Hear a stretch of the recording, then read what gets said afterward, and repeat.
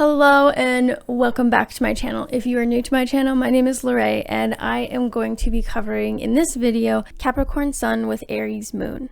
I'm going to start off the video by describing Capricorn Sun in detail and what a typical Capricorn Sun is like, and then I will be talking about the moon placements and how that probably interacts with the Capricorn Sun.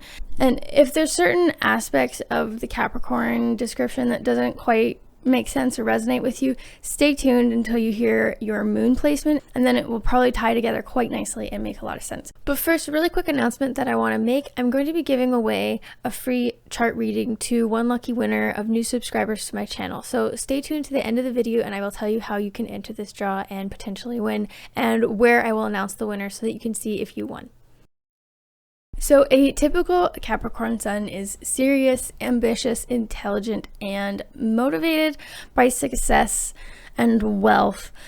Not in excess though. So they want to be well off in the sense that they want to be comfortable, they want to be like not stressed about money.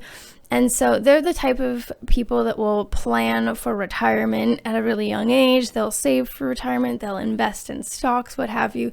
They're usually quite motivated by money, but not in an excessive way. They're hard workers, good employees, but most are drawn to financial independence and financial freedom in some capacity. So they're not the kind of people that are happy just working any job. They're not going to be happy working a minimum wage job for most of their life. They're not. They want to move up the ladder and make more money where they can live comfortably. If they're not doing that, they're investing, they're maybe starting a business, what have you. They want to be set financially. Capricorns can kind of come across as know-it-all sometimes. They like to be the best and they are intelligent and stuff, so they can come across a little bit as like a know-it-all. Capricorns are very like straight into the point. They don't beat around the bush. They don't really offer any cool, insightful information. They'll kind of just give you like the blunt truth, and they're not philosophical really is the point I was trying to get to, because there's the big difference, because I was just talking about Sagittarius season last. Capricorns are not like Sagittarius very much. They're very not philosophical, so they're not the kind of one that's willing to entertain ideas like, oh, maybe I could do it this way, or maybe I could do it this way. Be like, no, you just do it. Like, you just do it. Capricorns are very reliable, dependable, and thorough, so they most of the time would rather do something themselves than delegate or have someone else do it. So they can just kind of have a lot of pride in what they do and just don't maybe really trust that other people would do as good of a job with them, which in a lot of cases can be true. So they also like to be prepared and sometimes over prepared.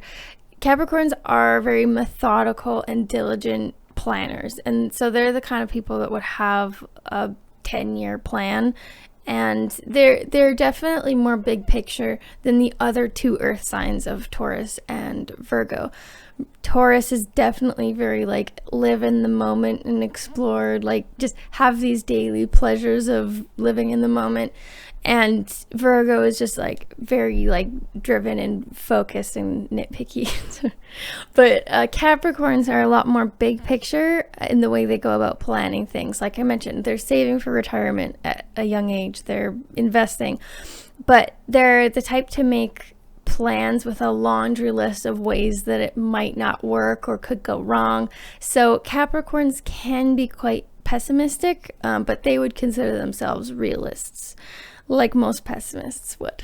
Because like I mentioned, they figure out all the ways that things could go wrong, and while those things are true and quite factual, because Capricorns aren't like dramatic in the way they make lists, they're very factual, right? So they're making this list of all the ways these things could go wrong, but it's still like you could also write a list of how it could go right, but Capricorns aren't just really wired that way. So kind of like the glass half full, glass half empty. They're just not very optimistic. They're more pessimistic, but they consider themselves to be realists. Capricorns can also be quite cold. Now, this is definitely a downside when it comes to being social. So Capricorns can struggle socially a bit because they can come across cold, but that's actually what makes them so reliable and level-headed, and why you're able to depend on them in, say, a crisis, right? So, well, they're the kind of people when everyone else is like freaking the out, they're the ones that are very level-headed and calm and collected, and it's because they're able to be very level-headed and reasonable and know what to do when everyone else is freaking out.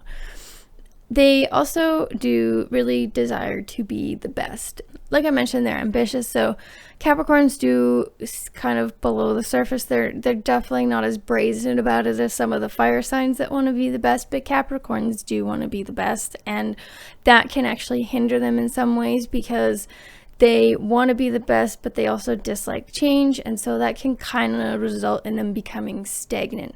Because it can lead to them rather being a big fish in a small pond and never really expanding anywhere, where it would result in them not being the best. Now I'm going to get to the moon signs. I just wanted to let you know real quick about my Kickstarter campaign that I am about to launch at the end of the month, end of January. So if you're watching this and it's February, then I've already launched. So I will leave a link in the description. This Kickstarter campaign will help support my work with astrology. It'll help me keep uploading more and better content. It will allow me to do this full time. It'll also help me print this beautiful tarot deck that I designed. So check out the link in the description and consider backing it. I have a lot of great reward tiers. If you want to learn more about it, I have a video uploaded on my channel, as well as if it is already launched, then there is a video on the Kickstarter campaign. So I'd really appreciate it if you check it out. That will help me continue making content like this and making stuff even better. So now we get to Aries Moon. Aries and Capricorn are actually square each other, and so it could be a difficult pair, but I'll kind of go over general Aries Moon traits and then talk about how this pairing probably interacts. So your moon sign governs your emotions and your instincts and subconscious mind. And so when you have your moon in Aries, that means you are very passionate, energetic, self-confident, outspoken, and adventurous. These are all quite different from Capricorn. So Aries moons enjoy freedom, and they actually like change, which is very different from Capricorn. And they don't really want to be tied down. They're also quite impatient, which is again pretty different from Capricorn, and they need to get their own way, and the negative tendency of Aries moons is that they can be petty and hold a grudge. Aries placements in general also are really motivated by being the best and competition. And so while this pairing may have some struggles balancing the impatience and the patience, the flair and the passion, and the brazenness with the conservatism, like personality wise, they may have difficulties with that, but this is a pairing that will get done. You have the Aries moon that just will not back down from a challenge, and so this will really help overcome the stagnation that Capricorn may feel, and it would also really help overcome that laundry list of reasons that they might not be able to get it done. Aries moon is the kind of placement that will look at that list and be like, these are all the reasons why people think I can't do it, but I'm going to do it anyways. And so the negative tendency of Aries is that they're quite impatient. They also, there's a level of fire with Aries that isn't very sustainable, and so Aries is known for not being very perseverant, but Capricorn is. And so it actually could be a very dynamic pair that is very strong, because really whenever there's like difficult placements within a chart, it results in that person being quite strong. So this person would definitely be able to overcome the negative parts of Capricorn that can keep them stagnant, that can keep them from being too pessimistic and not changing, and it can kind of give the fire and that initial push and that initial drive to start something. And then the Capricorn, once they've started something, they'll have to finish it. And so it actually could be a really good pair for getting stuff done. Fire moons will also definitely increase this person's leadership abilities, which can help Capricorn's desire for financial freedom. Maybe they'll have an easier time moving up the corporate ladder, or maybe they'll go out on their own. Aries, I find, is a very entrepreneurial placement because they just Aries doesn't like having a boss. They don't like being told what to do. So either they move up and become the manager, maybe they strike it out on their own. Whatever the case, this pairing, I do see being able to achieve very high status, whether it's in their job or financially. Depends on other placements as well, but I just see this being a very motivated placement that like really not much can stand in their way. And it helps make their Capricorn Sun a little more adventurous and a little more willing to take risks.